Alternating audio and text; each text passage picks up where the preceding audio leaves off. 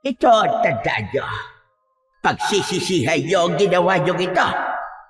Babawiin ko ang lupang ito. At lahat kayo ay luluhod sa aking harapan. Lolo, tuyong-tuyo na rin po ang mga taniman at ang mga natitirang pananim po ay nangamamatay na.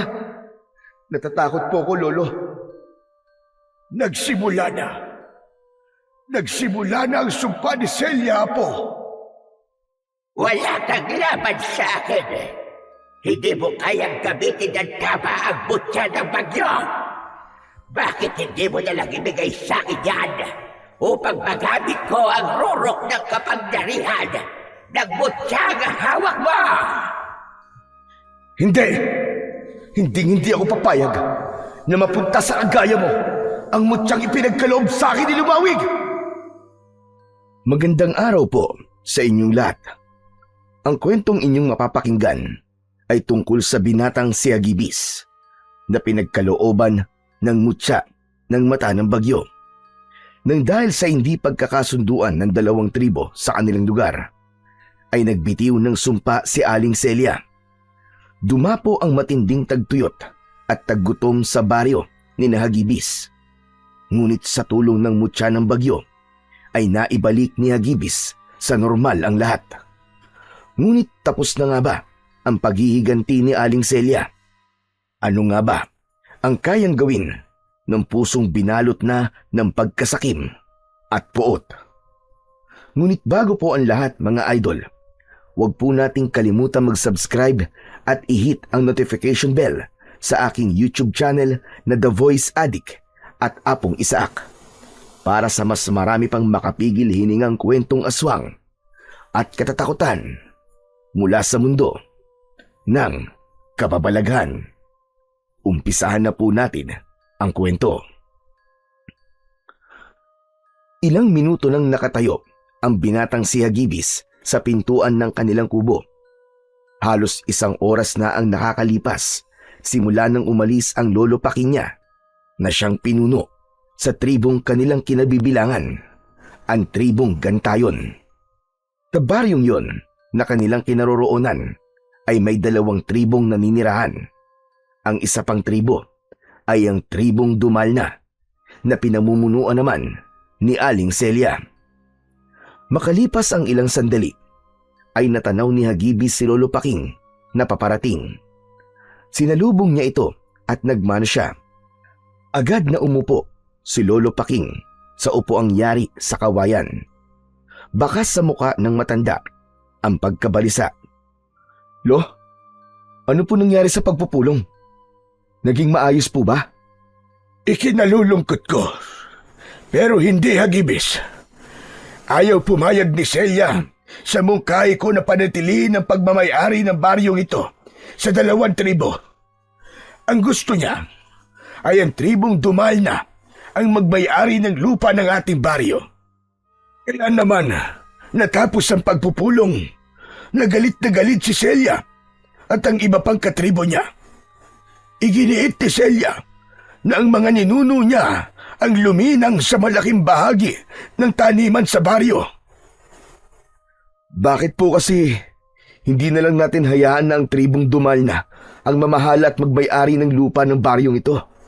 Para naman wala na pong gulo. Handa naman sana akong gawin yan. Pero nagbago ang isip ko nang may nagsabi sa akin sa plano ni Celia. Aalisan niya ng karapatang mamuno sa baryo natin ang kahit na sinong kasapi sa tribong Gantayon. Maging ako ay mawawalan ng posisyon sa sarili natin tribo.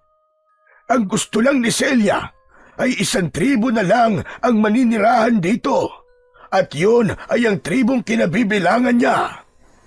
Teka, ang ibig niyo pong sabihin magiging kasapi na rin po tayo ng tribong Dumalna? Aba, hindi naman po yata tama yun, Lo. May sarili po tayong paniniwala at kultura. Isa pa, hindi po pwedeng mabura na lamang ang ating tribo. Tama lang po na hindi po kayo sumang-ayon sa gusto niyang mangyari.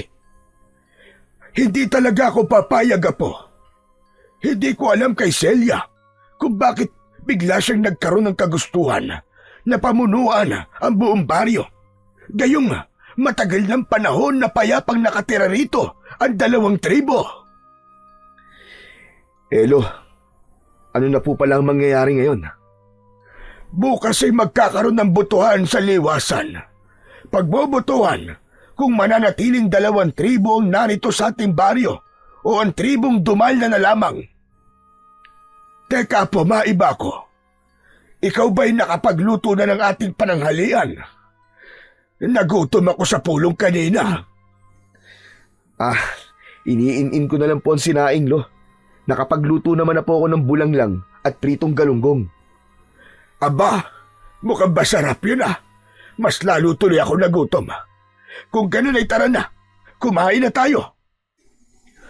Agad na tumalima si Agibis upang maghanda ng kanilang tanghalian. Nang makita niyang luto na ang sinaing, ay inalis niya na yon sa kalan. Matapos maghain, ay dumulog na ang maglolo sa pagkainan. Pumikit muna sila upang magpasalamat sa pagkain na nasa kanilang harapan.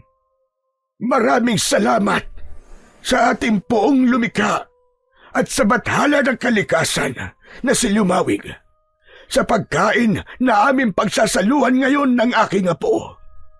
Naway manatili ang masaganang ani sa aming baryo upang lahat ng mamamayan na naninirahan dito ay araw-araw na may makakain. Muli, maraming salamat po, poong lumikha. Pagkatapos ng maikling panalangin ng pasasalamat, ay nagsimula ng kumain sina Hagibis at Lolo Paking. Magana silang kumain at hindi muna sila nag-usap. Ang bathala ng kalikasan na si Lumawig na nabanggit ni Lolo Paking ay ang bathala na sinasamba ng mga tao sa kanilang baryo.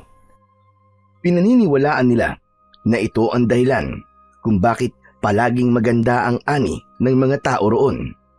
Hindi rin natutuyo ang lupa sa lugar nila dahil taon-taon ay may sapat yung ulan.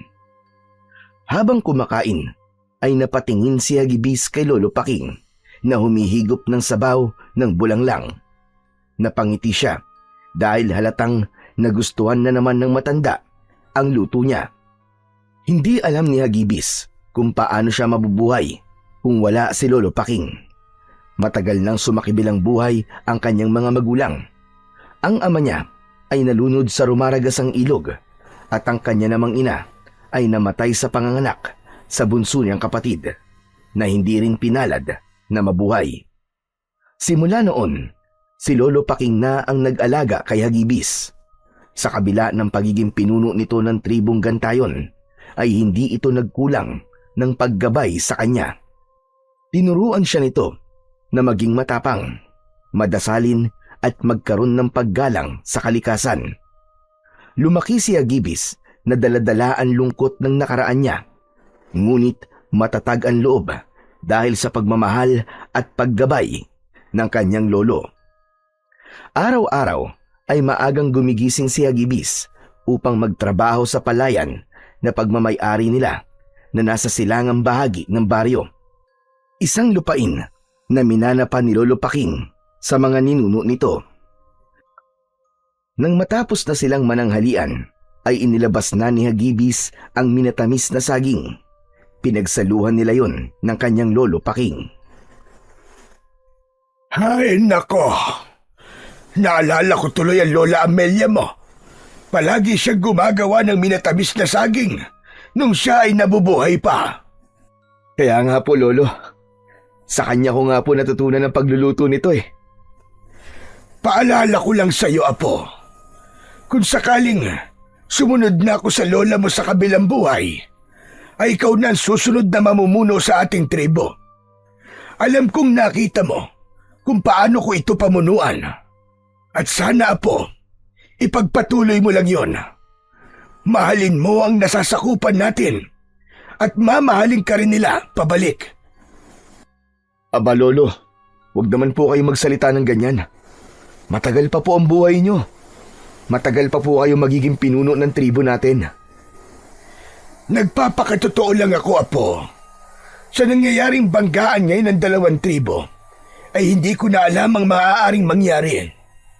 Hindi ko na alam kung ano ang kayang gawin ni Celia para lang maganap ang nais nila sa ating baryo.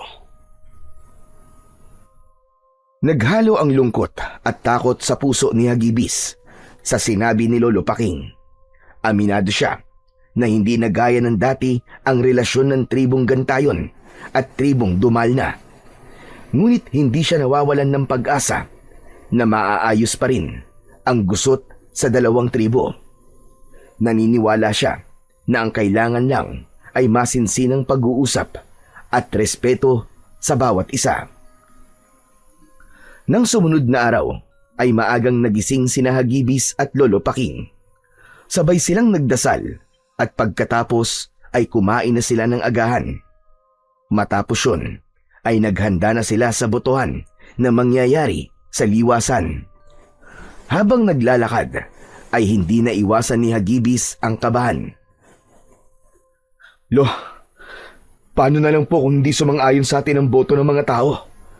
Paano kung manalo po sina Aling Celia?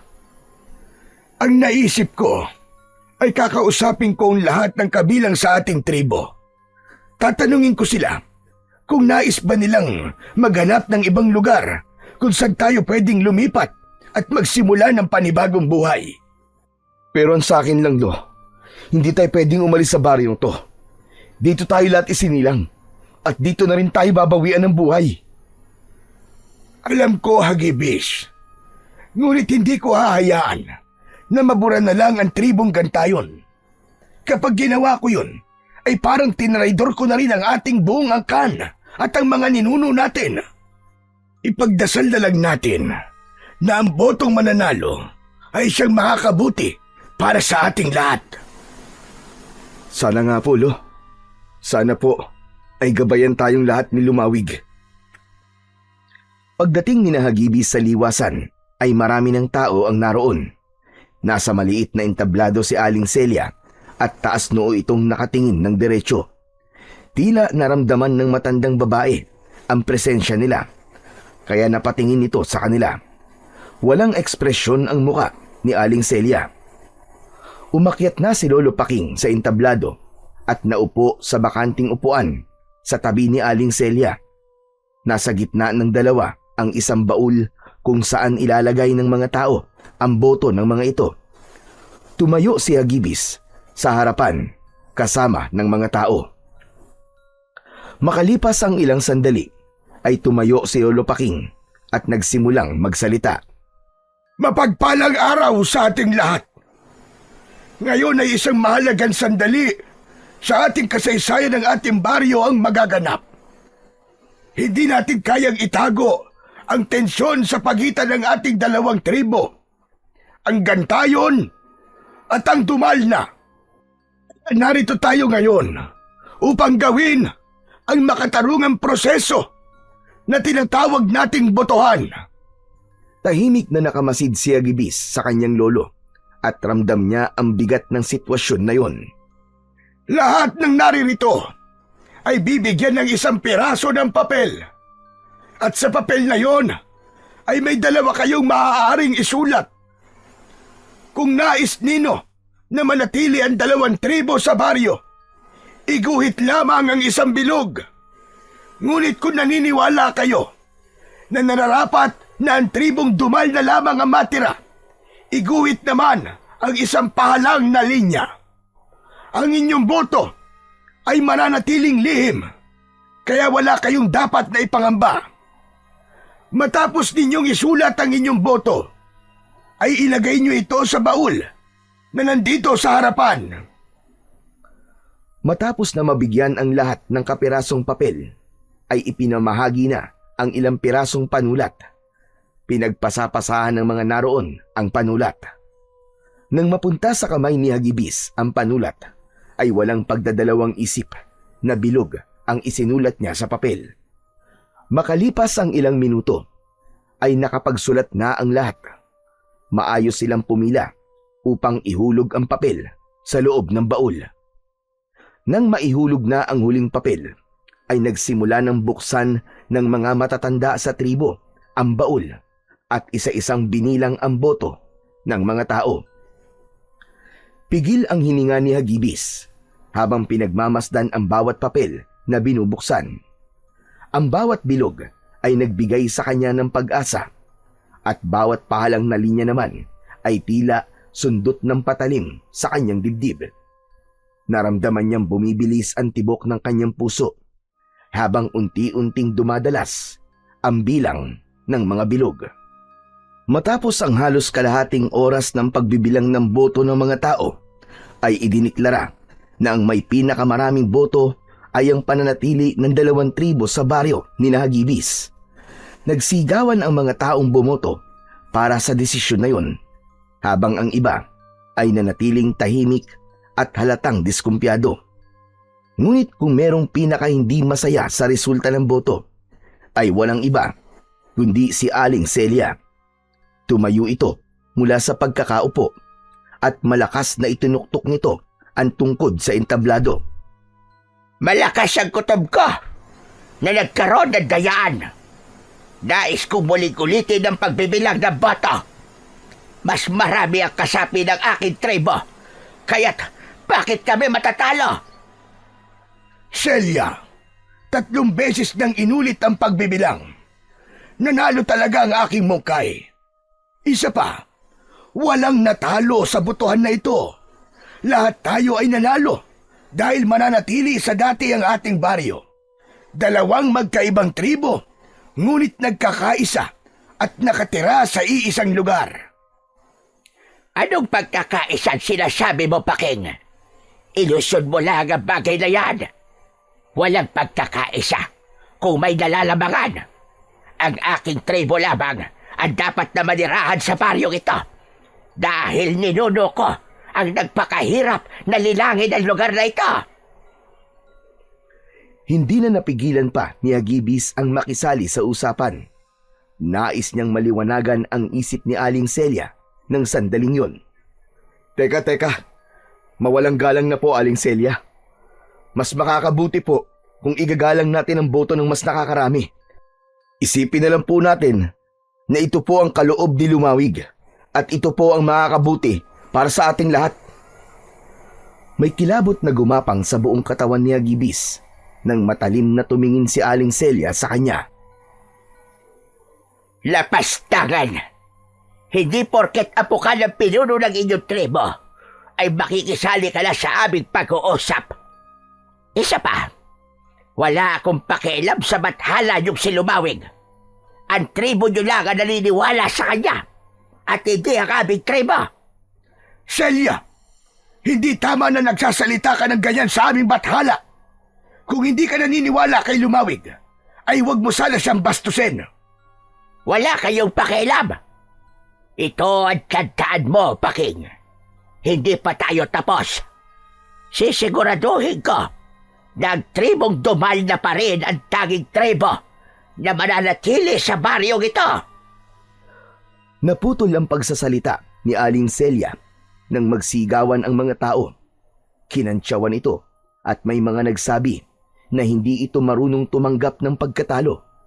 Dahil doon ay mas lalong nag-init ang galit ng matandang babae. Isa-isang pinagdududuro ni Aling Celia ang mga taong nasa harapan nito. Wala kayong paggalang sa pinuno ng tribong Dumal na. Alam ko na ang mga nagsasabi ng hindi maganda sa akin ay mula sa tribong Gantayon.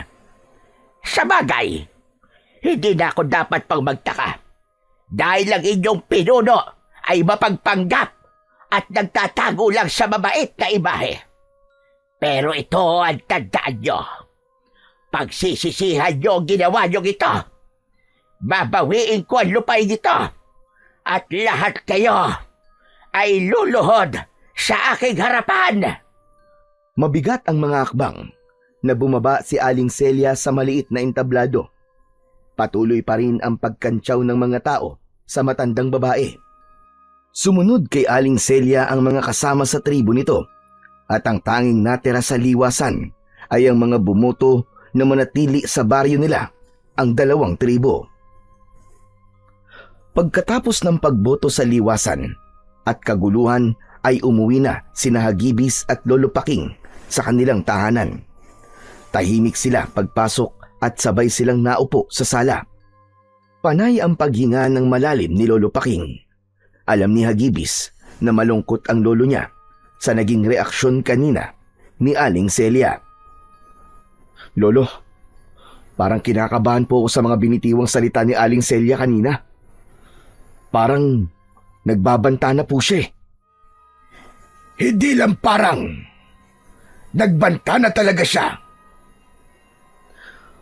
Ano po kaya kung kausapin niyo po siya uli? Paliwanagan niyo po siya na ang nanalong boto ay mapapakinabangan naman natin lahat, na mas makakabuti na walang baguhin sa baryo natin. Saka ko na siya kakausapin kapag lumamig na ang ulo niya. Sa ngayon, ay hahayaan ko muna siyang iproseso ang emosyon niya. Naniniwala ko na kapag kumalma na siya, ay makakapag-isip na siya ng mas maayos. Sa bagay, tama po kayo, Lo. Mahirap pong kausapin ng isang tao kapag galit siya. Pero ang maganda po ay walang kailangan magbago sa baryo natin. Ang totoo nga po natakot ako na baka kailanganin po nating umalis sa lugar na to kasama mga kasapi natin sa ating tribo. Sa totoo lang, Apo, ay alam kong mananalo tayo sa butuhan. Ramdam ko na marami pa rin ang nais na manatili ang 2 tribo sa ating baryo. Nakita mo naman na kahit mas marami ang miyembro ng tribong Dumalna, ibig sabihin ay may mga Dumalna na bumoto na hindi pabor kay Celia. Bagamat nanalo ang gustong mangyari ni Hagibis sa kanilang baryo, ay hindi niya pa rin lubusang maging masaya. Paulit-ulit na umaalingaw-ngaw sa utak niya ang mga salita na binitiwan ni Aling Celia sa liwasan kanina. Inabukasan ng umaga, habang nag-aalmusal sina Hagibis at Lolo Paking, ay isang miyembro ng tribong Gantayon ang humahangos na nagtungo sa kanilang kubo. Sinabi nito na paalis na ang tribong Dumalna sa baryo nila sa pangunguna ni Aling Celia. Itinigil muna ni Hagibis ang pagkain at lumabas sila. Naabutan pa nila sina Aling Celia at ang lahat ng tribong Dumalna sa arko ng baryo. May bitbit ang mga ito ng mga gamit. Humarang sila at si Aling Celia ang humarap sa kanila. Celia, ano na namang ibig sabihin ito? Bakit kayo aalis? Hindi ba't ito naman ang gusto mo, Paking? Ang nanalong boto ay mananatili ang 2 tribo sa ating baryo. Walang nakalagay doon na aalis kayo. Ano ba naman ito, Celia? Wala nga. Pero wala na rin dahilan para manatili pa kami sa lugar na ito. Pero wag kang masyadong maging masaya, Paking. Babalik kami rito at babawi namin ang lupang ito. Aling Celia, wala naman po nagpapaalis sa inyo Manahimik ka, Hagibis. Palagi ka na lamang sumisigit sa usapan ng matatanda. Wala kang galang. May karapatan ng apo ko na makisali sa usapan natin, lalo na't siyang susunod na magiging pinuno ng aming tribo. Celia, mag-usap muna tayo. Kumalma ka muna at pag-isipan mo ng 1,000 beses ang iyong desisyon. Napakaraming 1,000 beses ko na nag-isip. Mapapagod lamang ang utak ko. Isa pa, buo na ang desisyon namin. Aalis kami rito. Pero gaya na sinabi ko kahapon, babawin kong lupa ng aking mga ninuno. At isinusumpa ko na sa pag-alis namin ay makakarana sa baryong ito ng tagtuyot. Walang palanim na mabubuhay sa lupang ito. Tandaan mo yan, Paking. Sisiguraduhin kong pagsisisihan yung lahat na ipinagkait nyo sa aming mga Dumalna. Ang lupang dapat ay sa amin. Wala nang nagawa sina Hagibis at Lolo Paking nang magpatuloy sa paglalakad sina Aling Celia palayo sa kanilang baryo. Lahat ng mga Dumalna ay masama ang tingin sa kanila. Lolo, hindi na po ba talaga natin sila mapipigilan? Pinal na ang desisyon ni Celia. Hayaan na lang natin sila, Hagibis. At baka magkagulo pa. Ang ikinakatakot ko lamang ay ang sumpang binitiwan ni Celia. Bakit naman po kayo matatakot doon? Salita lang naman po yun, Lo. Imposible po magkaroon tayo ng tagtuyot. Hindi po tayo pababayaan ng bathala ng kalikasan na si Lumawig. Hindi mo naiintindihan na po. Si Celia ay mula sa angkan ng mga babaylan at mangkukulam. Maaaring magkatotoo ang sumpang iniwan dito ni Celia. Kailangan ko magpatawag ng pagpupulong sa ating nasasakupan. Kailangan malaman nila na kailangan nating magtipid sa tubig at anihin na ang mga pananim na pwede nating anihin. Hindi na nag-aksaya pa ng oras si Lolo Paking. Agad nitong tinipon ang mga natitirang tao sa baryo na karamihan ay mula sa tribong Gantayon. Sa harap ng lahat ay ipinaalam ni Lolo Paking ang sumpa na binitiwan ni Aling Celia bago ito umalis. Ipinaliwanag ni Lolo Paking ang mga dapat paghandaan gaya ng pagtitipid ng tubig, ang mas maingat na pag-aani ng mga pananim at ang pagbabantay sa mga palatandaan ng pagdating ng tagtuyot. Tahimik lang si Hagibis habang pinagmamasdan ang mga kabaryong seryosong nakikinig sa kanyang lolo. May mga nanay na may kalong na bata, matatanda at ang ilang magsasakang may putik pa sa paa mula sa palayan. Bagamat maganda pa ang lagay ng panahon ng mga sandaling yon, ay may takot na unti-unting nagigising sa dibdib ni Hagibis. Nang matapos ang mabilisang pagpupulong, ay bumalik na ang mga tao sa kani-kanilang gawain, habang sina Hagibis at Lolo Paking naman ay nagtungo na sa kanilang taniman at palayan. Siniguro nila na may sapat na tubig sa irigasyon. Nang sumunod na araw, ay nagsasagawa ang lahat ng ritual ng pag-aalay kay Lumawig upang masiguro nila na hindi magkakaroon ng tagtuyot sa kanilang baryo. Pagkatapos ng ritual ng pag-aalay, ay naglakad na sina Hagibis pauwi. Lo, matanong ko po kayo. Sa tingin niyo po ba ay hindi na po mangyayari ang sumpa ni Aling Celia? Sa aking palagay, ay ginawa na natin ang lahat para makontra ang sumpa ni Celia. Umasa tayo at patuloy na magdasal na sana ay hindi tayo pabayaan ni Lumawig. Kahit minsan naman po hindi po niya tayo pinabayaan. Minsan nga, kahit hindi umaayon ang panahon sa mga itinatanim natin, ay maganda pa rin ang ating ani. Kahit paano, ay naging kampante sina Hagibis na hindi mangyayari sa baryo nila ang sumpa ni Aling Celia. Mas pinaghusay pa ng mga tao roon ang pag-aalaga sa mga pananim, lalo na sa mga palay. Hanggang sa lumipas ang mga araw, ay walang kakaibang nangyari sa mga pananim. Manaka-naka ay nagkakaroon pa ng pag-ulan, kaya hindi natutuyo ang mga lupa. Ganun pa man, patuloy pa rin ang pagtitipid ng tubig ng mga tao.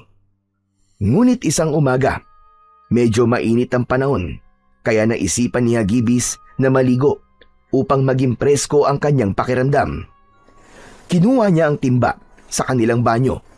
Sumisipol na naglakad siya papunta sa nag-iisang poso sa kanilang baryo, kung saan kumukuha ang lahat ng tubig. Itinapat ni Hagibis ang timba sa bunganga ng poso. Nagsimula niyang bombahin ang poso. Nung una ay may konting lumabas na tubig, pero hindi naglaon, ay tila hangin na lang ang lumalabas. Napakunot bigla ang noo ni Hagibis. Paulit-ulit niyang binomba ang poso, pero wala ng tubig ang lumabas mula roon. Hindi na pinilit pa ni Hagibis na maglabas ng tubig ang poso. Bumalik na siya sa bahay nila at naabutan niyang nagkakape si Lolo Paking sa labas. Aba, Hagibis, ang aga-aga mo naman yatang mag-igib. Nag-almusal ka na ba?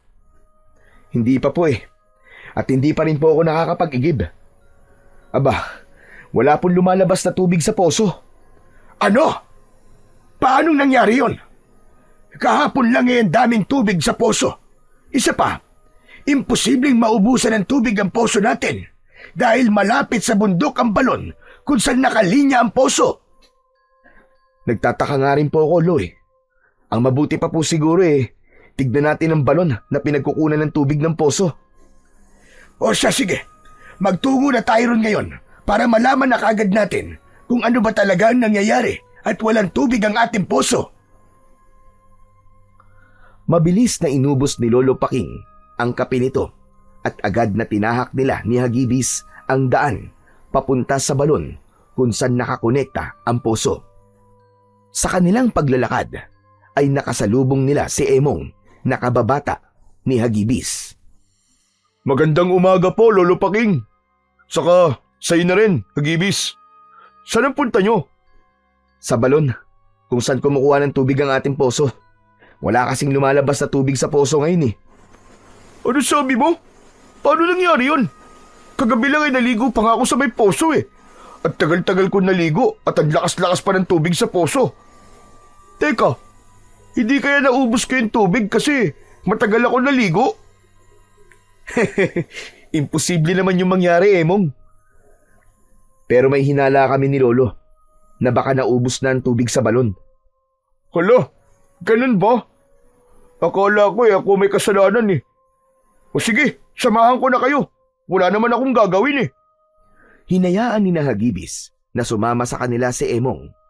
Medyo naging matagal ang kanilang paglalakad dahil nasa paanan ng bundok ang balon. Nang makarating sila roon, ay tagaktak na ang kanilang pawis. Hingal na hingal si Emong at parang mawawalan na ito ng malay. Grabe, kakaiba ang init ng panahon ngayon ah. Parang ilang metro lang ang layo ng araw sa atin. Ang sakit sa balat ng init. Kaya nga, nakapagtataka nga ang panahon ngayon. Dapat ay tag-ulan na. Ngunit hindi pa tayo nakakaranas ng ulan ngayong linggo na to. Lo, hindi kaya nagkatotoo na po ang sumpa ni Aling Celia? Una, nakakapagtaka po ang sobrang init ng panahon ngayon. Tapos, bigla po nawala ng tubig ang poso natin. Huwag ka na munang magsalita ng tapos, iyo. Baka naman may sira lang ang poso. O di kaya barado ang linya. Pinagtulungan ng tatlo na alisin ang takip ng balon na gawa sa semento. Mabigat yun, kaya bahagya silang nahirapan. Sa pagkakaalis ng takip ng balon, ay napanganga silang tatlo. Habang si Hagibis ay hindi makapaniwala na tuyong-tuyo na talaga ang balon at kahit isang patak ng tubig ay wala. Mahabagin langit! Anong nangyari? Bakit ganito katuyot ang ating balon? Lo, mukhang totoo nga po ang sumpa ni Aling Celia. Ito na po marahil ang umpisa ng tagtuyot sa ating baryo. Hindi. Hindi ito maaaring mangyari. Magugutom tayong lahat kung wala tayong pagkukunan ng tubig. Ang mga pananim natin, kailangan ay maani kagad natin ang mga yon. Agad na kumilos si Lolo Paking. Sa utos nito ay agad na inani ng mga magsasaka ang pananim bago pa mamatay ang mga aning yon dahil sa labis na init. Bitbit ang mga sako, bayong at basket ay mabilis nilang isinilid ang mga ani saka dinala sa lumang imbakan sa likod ng bahay ni Lolo Paking. Makalipas ang ilang araw, unti-unting naramdaman ni Hagibis ang pagbabago sa hangin. Ang dating malamig at sariwang simoy ng hangin tuwing umaga ay napalitan ng tuyong hangin na parang tinutuyo at parang maganit sa kanyang lalamunan. Sa paglalakad niya sa palayan, isang hapon ay napansin niyang naninilaw na ang mga dahon ng palay na naiwan at dating mamasamasang lupa ay unti-unti nang natutuyo. May mga bahagi din ng bukid na nagkaroon na ng mga bitak na maninipis pa lamang, ngunit nagdulot pa rin yun ng kaba at takot kay Hagibis. Huminto siya sandali at yumuko. Hinaplos niya ang lupa at napansin ang init na nanggagaling doon. Init na hindi pangkaraniwan sa panahong yun. Sa kanyang dibdib ay unti-unting sumisiksik ang pag-aalala dahil sigurado siya na nagsisimula na nga ang sumpa ni Aling Celia. Nagkukumahog na umuwi si Hagibis at naabutan niya si Lolo Paking na nag-uutos sa mga magsasaka sa tamang pag-iimbak ng mga ani upang hindi kagad mabulok ang mga yon. Pagkakita sa kanya ni Lolo Paking ay hinarap siya nito. Ano apo? Kumusta ang pagtungo mo sa palayan? Ano na ang lagay ng lupa doon? Lo, hindi po maganda. Nagkakaroon na po ng mga bitakan lupa. Tuyong-tuyo na rin po ang mga taniman at ang mga natitirang pananim ay nangangamatay na. Lo, natatakot po ako. Baka kapag naubos na po ang ating inimbak na mga pagkain, ay hindi na mabuhay ang mga binhi na sunod nating itatanim. Nagsimula na. Nagsimula na ang sumpa ni Celia, apo. Pero hindi tayo susuko. Naguhukay na ang ilang kalalakihan upang gumawa ng panibagong balon na pagkukunan natin ng tubig. Tuloy-tuloy pa rin ang ritual ng pag-aalay natin kay Lumawig. Alam kong hindi tayo pababayaan ng bathala ng kalikasan. Hindi niya hahayaan na maghirap tayo ng matagal. Hindi po kaya. Dapat po ihanapin natin si Aling Celia. Kausapin po natin siya. Nabawiin niya po ang kanyang sumpa. Sa tingin ko po, ay yun lamang ang tanging paraan para bumalik na po sa normal ang buhay natin. Sana nga ay ganun lamang kadaling hanapin siya. Kung alam mo lang, may mga tao akong inutusan para gawin ang iyong sinabi. Pero kahit bakas ni Celia, ay hindi nila makita. Nang sandaling yon ay mas lalong tumindi ang takot ni Hagibis. Ramdam niya na kapag nagtagal sila sa ganong sitwasyon, ay marami pang hindi magagandang mangyayari sa kanilang baryo at sa mga taong nakatira rito. Sa gitna ng lumalalang init ng panahon, ay naging mas mahigpit si Lolo Paking sa pamamahagi ng pagkain sa mga taong nananatili sa baryo. Araw-araw, sa parehong oras, nagpupunta ang mga tao sa harap ng lumang imbakan kung saan nakabantay si Lolo Paking at ilang kalalakihang katiwala. Isa-isa nilang isinusulat sa talaan ang bawat pangalan at itinatapat sa bilang ng miyembro ng pamilya upang doon ibatay ang sukat ng rasyong bigas at mga gulay. Walang labis, walang kulang. Hindi na rin pinapayagan ang paulit-ulit na pagkuha. Maging si Hagibis ay hindi ligtas sa mga patakarang yon. Bahagi siya ng mga tumutulong sa pamamahagi at araw-araw niyang nakikita kung paanong unti-unting nababawasan ang kanilang supply habang nadadagdagan naman ang gutom sa mga mata ng mga tao.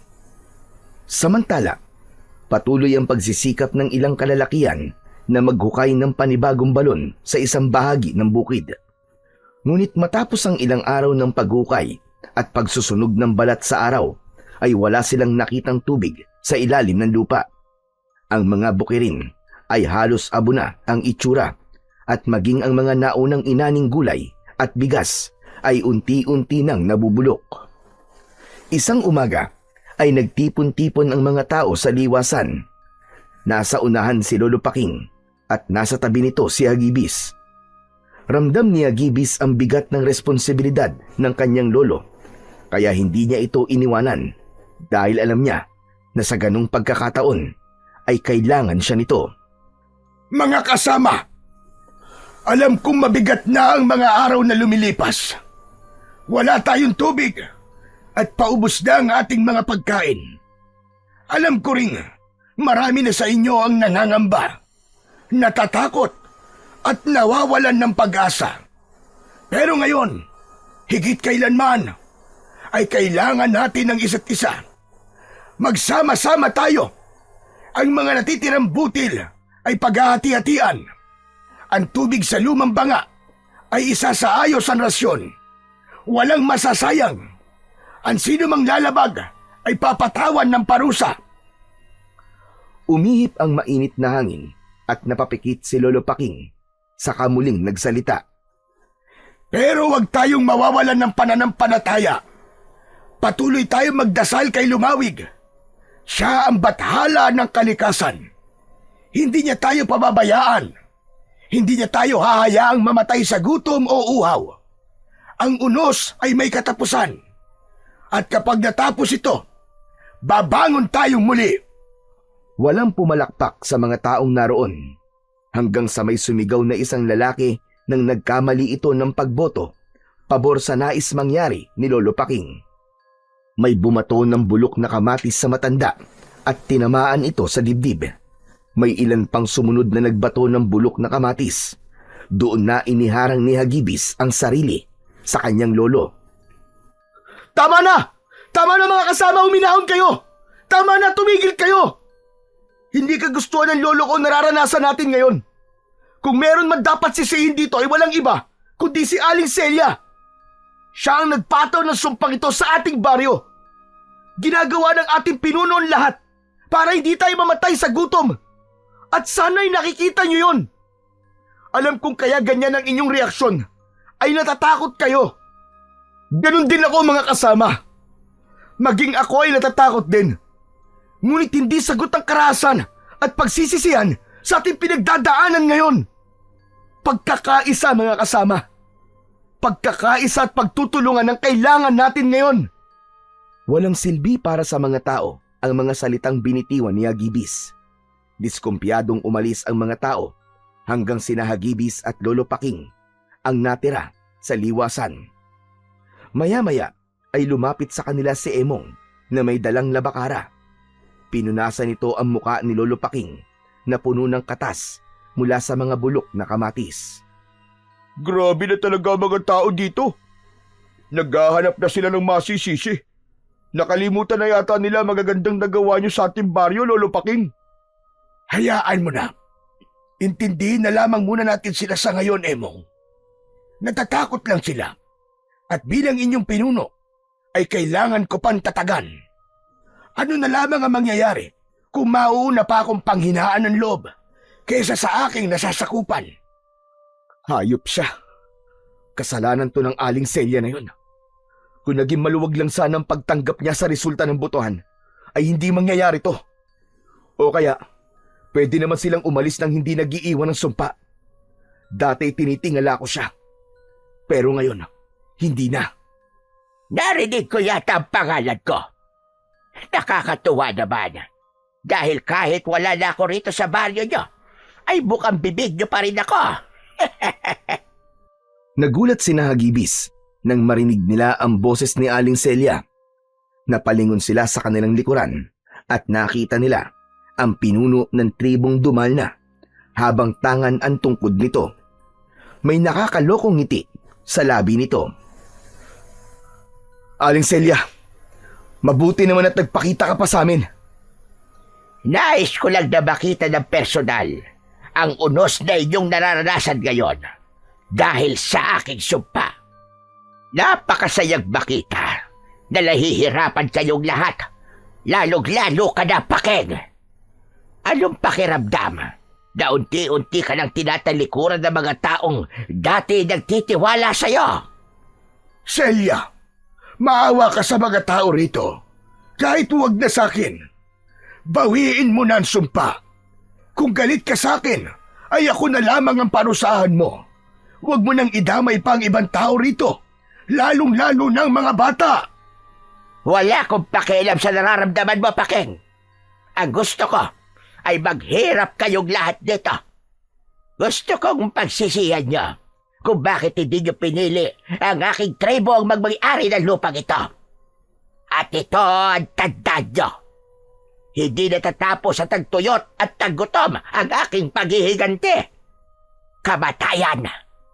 Kamatayan, Paking. Kamatayan ang kakahantungan yung lahat. Tumayo ang balahibo sa braso ni Hagibis sa sinabing yun ni Aling Celia. Tama na! Tama na, Aling Celia! Hindi pa ba sapat sa inyo na makitang nahihirapan kami? Bawiin mo na ang sumpa mo! Hindi. Hindi ko babawiin ang ibis. Lahat kayo ay mamamatay. At kapag dumating na ang araw na yon, babalik ang aking tribo sa baryong ito dahil ito ay amin. Abat, sumusobra ka ng matanda ka. Laking gulat ni Hagibis at Lolo Paking nang biglang sumugod si Emong kay Aling Celia. Ngunit bago pa mapagbuhatan ni Emong ng kamay ang matanda, ay inilapat na ni Aling Celia ang kamay nito sa noo ni Emong. Gumalaw ng mabilis ang bibig ni Aling Celia na para bang may inuusal itong dasal. Natigilan si Emong, natulala ito at parang bigla itong nawala sa sarili. Nagpalinga-linga si Emong at nang makita nito ang mga durog na bulok na kamatis sa lupa, ay isa-isa nitong dinampot yun at kinain. Akala mo ay gutom na gutom si Emong nang gawin nito yon. Pinigilan ni na Hagibis at Lolo Paking si Emong, kaya nawala ang atensyon nila kay Aling Celia. Hinawakan ni Hagibis ang mga kamay ng kanyang kaibigan nang akmang isusubo nito ang bulok na kamatis. Emong! Emong, tama na! Hindi mo dapat kinakain yan! Tama na, Emong! Sa tingin ko, ay dinasalan ni Celia si Emong. Iniharap ni Lolo Paking si Emong dito at isang malakas na sampal ang ibinigay nito kay Emong. Tila nagising si Emong sa mahabang pagkakatulog at sumuka ito nang mapagtanto nito na kumakain siya ng bulok na kamatis. Ano nangyari? Bakit kumakain ako nito? Dinasalan ka ni Aling Celia. Mabuti na lang at sinampal ka ni Lolo. Kaya pala sakit ng mukha ko eh. Teka, nasa na ba si Aling Celia? Napatingin si Hagibis at Lolo Paking sa kinatatayuan kanina ng matandang si Aling Celia. Pero wala na roon ang matanda. Luminga sila at kahit saan ay hindi na nila ito nakita. Parang nawala ito na parang bula. Labis ang pagtataka ng tatlo dahil napakabilis na nawala ni Aling Celia. Sa paglipas ng mga araw ay lalong tumindi ang kalagayan ng baryo. Ang init ay tila apoy na unti-unting tumutupok sa lahat. Walang ulap sa kalangitan at ang hangin ay tuyo at masangsang. Ang mga lalagyan ng tubig ay unti-unti nang nauubos at ang mga pananim ay naging abo na lamang sa tuyot, bitak-bitak na lupa. Marami sa mga tao ang nagsimula ng kumain ng mga bulok na gulay. Ang mga bata ay nagiging matamlay at nagkakasakit. May ilan na piniling lisanin na ang baryo, ngunit mas marami pa rin ang nanatili dahil walang ibang mapupuntahan. Patuloy pa rin ang paninisi ng ilan kay Lolo Paking. Unti-unti nang nawawala ang respeto ng ilan sa matanda na dating tinitingala at hinahangaan. Si Hagibis ay lalong hindi na makatingin sa mga mata ng kanyang mga kababaryo. Kapag naglalakad siya sa labas, ay naririnig niya ang usap-usapan ng ilang tao tungkol sa kanyang Lolo Paking. Isang hating gabi, hindi makatulog si Hagibis. Kanina ay nabalitaan nila ang pagkamatay ng isang matandang lalaki dahil sa labis na gutom at pagkauhaw.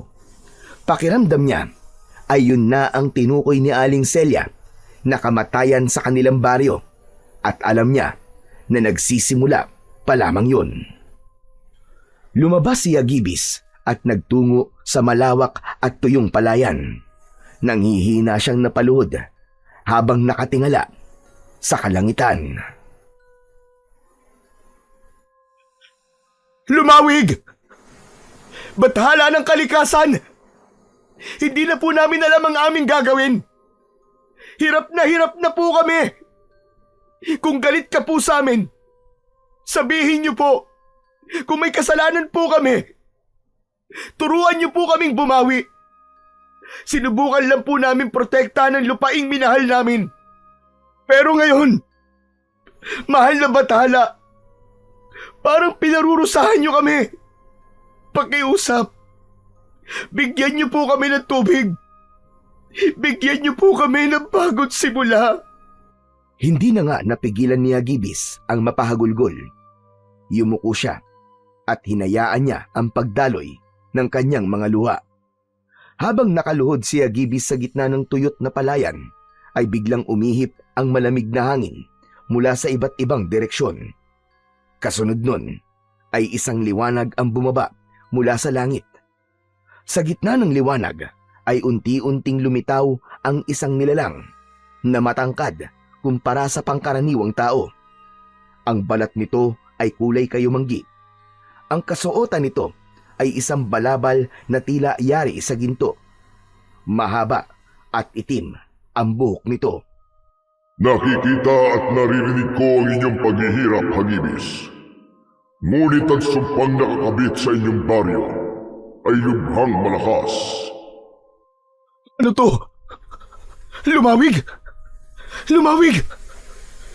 Mahal na bathala ng kalikasan! Muling yumuko si Hagibis. Humalik siya sa lupa bilang pagbibigay ng galang sa bathala.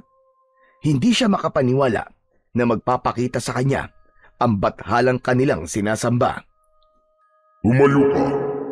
Tumayo ka, Hagibis. Pagmasdan mo ako. Ngunit, bathalang Lumawig, hindi ko po kayo karapat-dapat na makita. Kung hindi ka karapat-dapat, ay wala ako ngayon sa iyong harapan. Marahang tumingin si Hagibis kay Lumawig. Tumayo siya at tinignan ang bathala. Tahimik lamang si Lumawig habang nakatingin kay Hagibis. Paumanhin, kung pakiramdam nyo ay hindi ko dininig ang inyong pagsamo at mga dasal. Ngunit ang totoo ay lumikha lamang ako ng isang bagay na makakatulong sa inyo. Kailanman mahal na bathalang Lumawig, ay hindi nawala ang aking pananampalataya sa inyo. Pero anong bagay po ang inyong tinutukoy? Inilahad ni Lumawig ang kanang kamay niya. Mula roon ay lumitaw ang isang bato na kulay berde na may mata sa gitna. Nagliliwanag yun na parabang isa yung mamahaling kristal. Ito ang mutya ng mata ng bagyo, Hagibis. Ang mutyang ito ay may kapangyarihan at kakayahan na kontrolin ang panahon. Kaya nitong kontrolin ang ulan, hangin at maging ang kidlat. Ipagkakaloob ko to sa inyong baryo at ipagkakatiwala ko to sa isang tao na karapat-dapat. Hindi makapaniwala si Hagibis sa kanyang narinig. May bumangon na pag-asa sa kanyang dibdib. Hiling ko po mahal na bathalang Lumawig, ay makita niyo po ang taong karapat-dapat sa mutya ng mata ng bagyo. Nililikha ko pa lamang noon ang mutya ng mata ng bagyo. Ay alam ko na kung kanino ko to ipagkakaloob. At ngayon ay nasa harapan ko na siya. Nanlamig si Hagibis sa kanyang narinig. Agad niyang nakuha ang ibig sabihin ng bathala. Mahal na bathalang Lumawig, huwag niyo pong sabihin na ako po ang tinutukoy ninyo. Tama ka. Tama ka, Hagibis. Nasa iyo ang lahat ng katangian na aking hinahanap sa taong magtatangan ng mutya ng mata ng bagyo. Kaya tanggapin mo ang mutya na ito. Gamitin mo ito upang tulungan ang mga tao sa inyong baryo, Hagibis. Gamitin mo ito at lumikha ka ng ulan. Basain mo ang mga lupa upang muli itong mataniman. Matama na tinitigan ni Hagibis ang mutya ng mata ng bagyo na nasa palad ni Lumawig.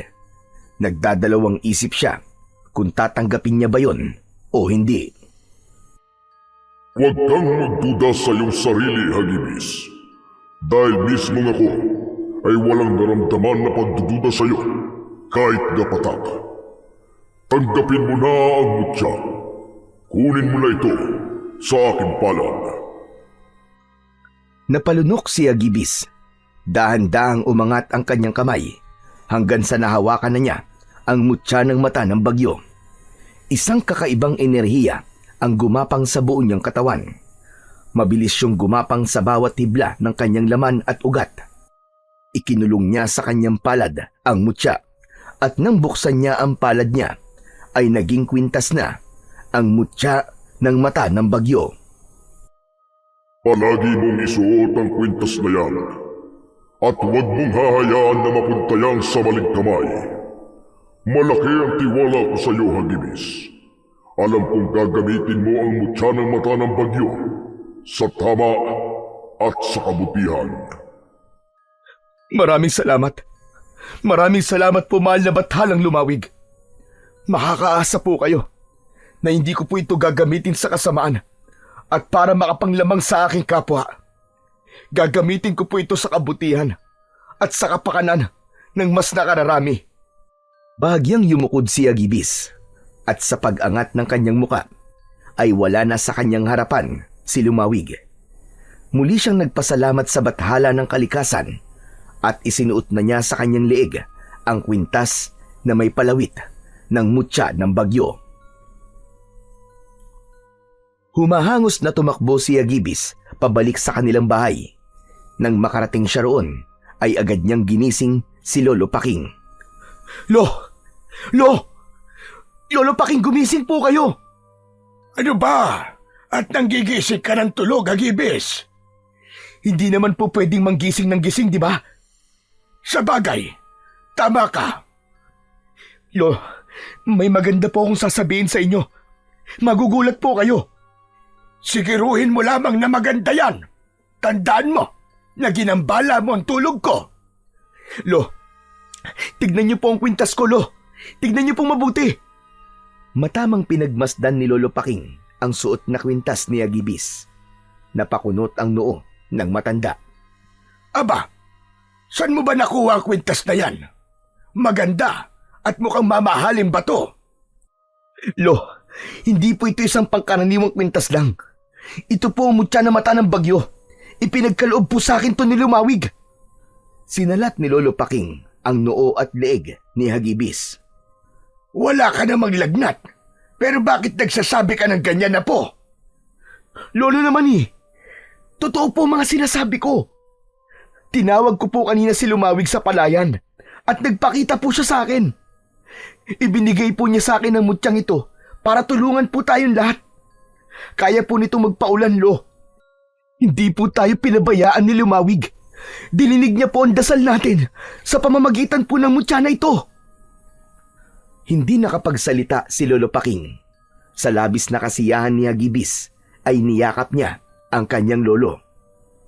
Pagsapit ng umaga ay muling nagpatawag ng pagpupulong si Lolo Paking sa liwasan. Iilan lamang ang taong nagpunta at naintindihan ni Hagibis na marami na ang nawalan ng tiwala sa kanyang lolo. Ngunit sa sandaling yon ay naniniwala siya na babalik na ang tiwala ng mga tao sa kanila at sa Bathala ng Kalikasan na si Lumawig. Mga kababaryo, pakinggan ninyo ang apo kong si Hagibis. May ibabalita siya sa ating lahat na isang bagay na maaaring magpabago ng kalagayan natin ngayon. Tumahimik ang lahat. Tumayo si Hagibis sa harapan ng mga tao at saka siya nagsimulang magsalita. Mga kasama, kagabi, habang ako'y sumasamo kay Lumawig sa gitna ng palayan, ay nagpakita sa akin ang mahal na Bathala ng Kalikasan. Ipinagkaloob niya sa akin ang mutya na mata ng bagyo. Isang mutya na may kakayahang kontrolin ang panahon at kasama na rito ang pagkontrol sa ulan. Ayon sa mahal na Bathalang Lumawig, ay gamitin ko ito upang muling bumuhos ang ulan sa ating baryo. Umalingaw-ngaw ang mahihinang bulungan ng mga tao. Hanggang may sumigaw na baka gutom lang daw si Hagibis, kaya niya yun nasasabi. May sumigaw pa na wag nang paasahin ni na Hagibis ang mga tao sa isang bagay na imposible. Hindi na nagsalita si Hagibis para pilitin na maniwala ang mga tao. Ang naisip niya ay ipakita na lamang sa lahat ang patunay na totoo ang kapangyarihan ng mutya ng mata ng bagyo. Mahigpit na hinawakan ni Hagibis ang mutya at pumikit siya. Mutya ng mata ng bagyo, dinggin mo ko. Basbasan mo ang aming baryo ng ulan. Ulan na muling magbibigay buhay sa aming mga tanim. Ulan na magbibigay ng pag-asa sa aming lahat upang magpatuloy ang aming mga buhay. Nagulantang ang lahat Nang biglang lumitaw ang maitim na ulap sa kalangitan, sinundan yon ng pagkidlat at pagkulog. Nagsimulang lumamig ang hangin na sinabayan ng pagpatak ng ulan, hanggang sa ang paisa-isang patak ay tuluyan ng bumuhos. Mabilis na nabasa ang tuyong lupa.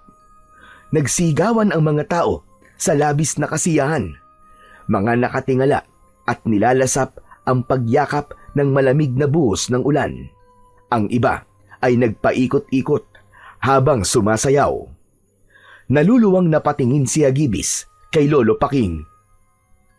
Lo, umuulan na! Umuulan na po! At yun ay dahil sa iyo, Apo, at sa mutya ng mata ng bagyo.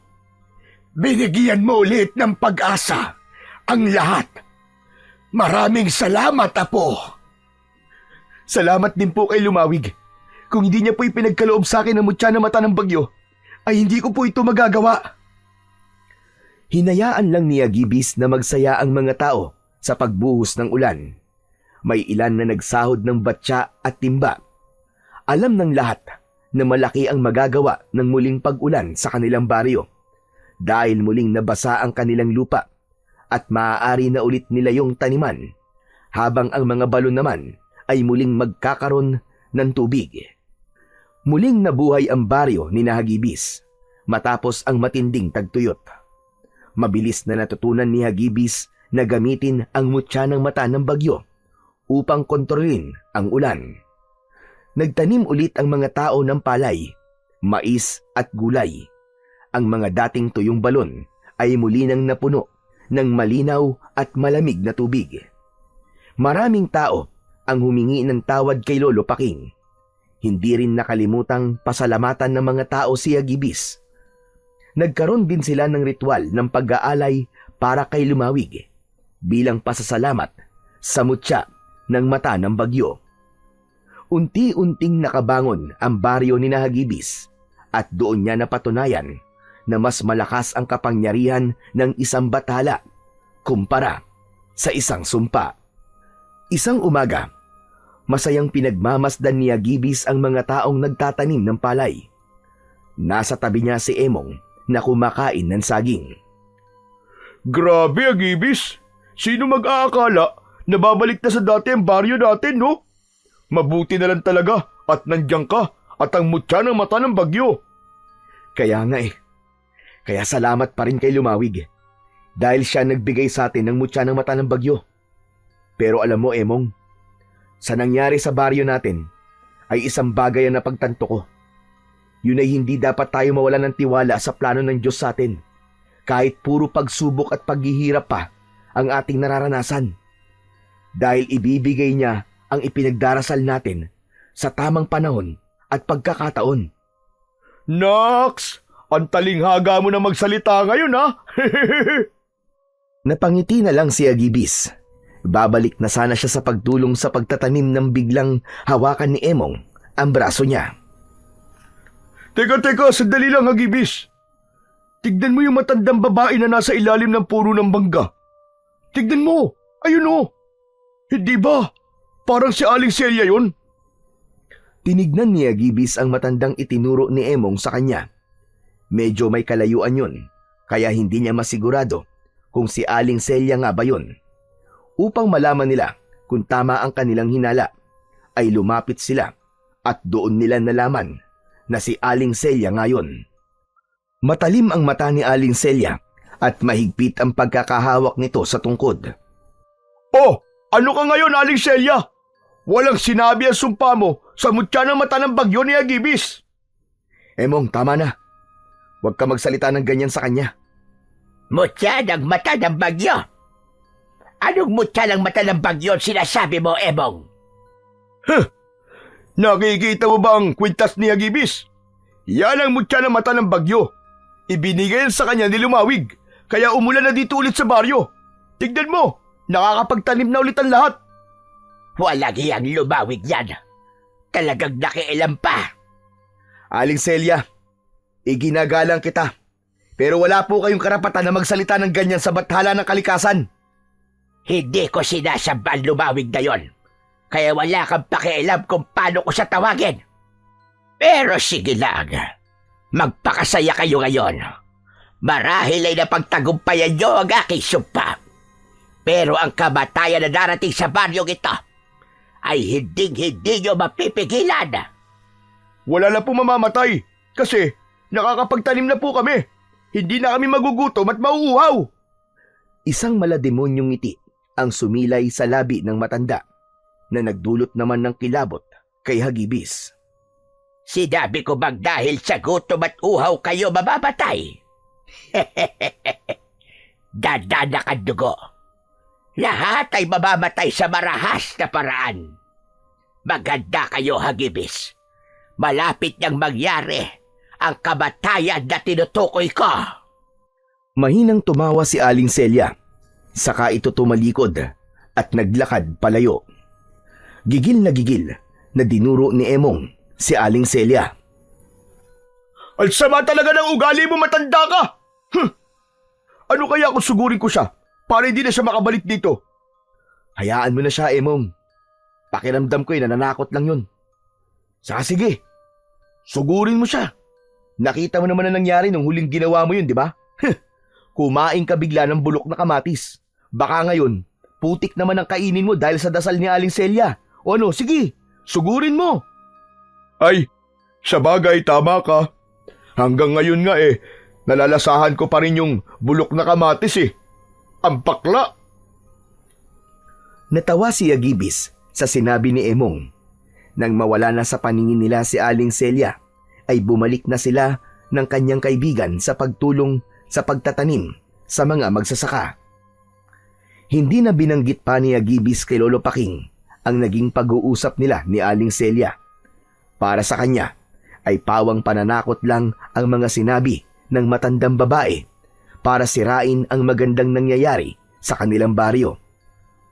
Ang nais ni Hagibis ay mas pagtuunan ng pansin ang kapangyarihan ng mutya ng mata ng bagyo at kung saan pa nila yon maaaring gamitin para mas lalong umunlad ang kanilang lugar. Nang panahon kasi na yon ay tanging pagkontrol pa lamang sa ulan ang kanyang nagagawa. Hindi pa niya nasusubukan na kontrolin ang hangin at kidlat. Isang gabi ay masayang nagkwekwentuhan sina Hagibis at Lolo Paking habang naghahapunan.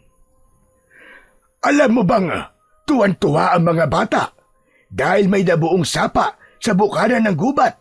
Yun ay dahil sa pagpapaulan mo, Apo. Nabalitaan ko nga din po yan kanina kay Emong. Maganda po na may bagong mapaglilibangan po ang mga bata dito sa baryo natin. Oo nga pala. Nasubukan mo na bang iba pang kapangyarihan ng mutya ng mata ng bagyo? At kung saan mo pa ito maaaring gamitin?